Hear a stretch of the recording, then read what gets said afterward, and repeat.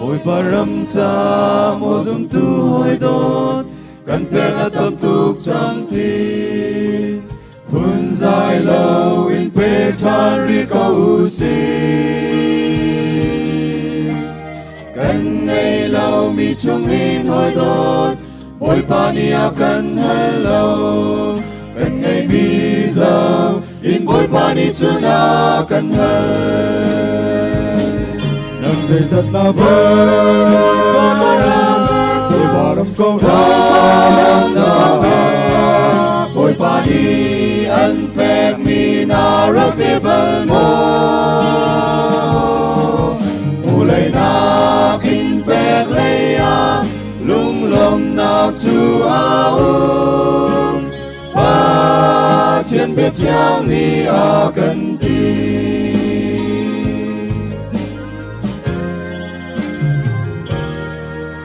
ôi param câu na tình a si a chun nan zo se til na men ni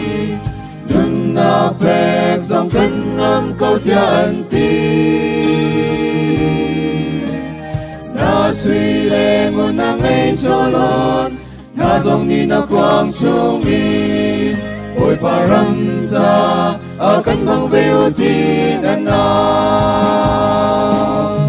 dây rất là vơi rồi qua đâm câu ôi pani ăn phép mi na rất phê bần mô mù lấy na kinh phép lấy à lung lom na chu a và trên biết chăng ni a cần ti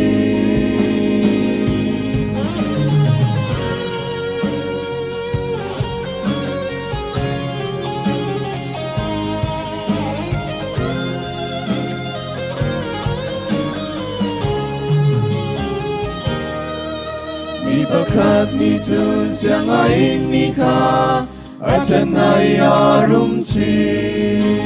si man se lo mi dang bakat ni chun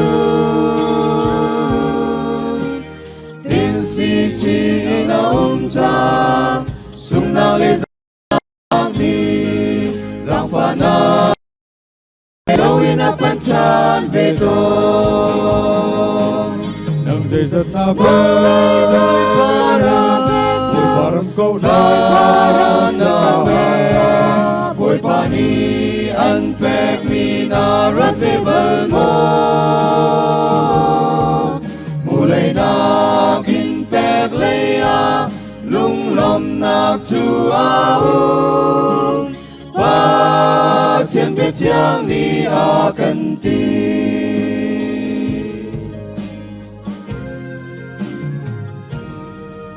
Israel come to ding apa cheni samsan chu chon agape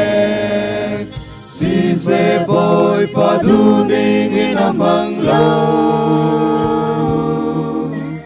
nang le cây thật cho cần châu mi boy pa cần pe về lâu chun pe tu boy pa ni akan le chan về te la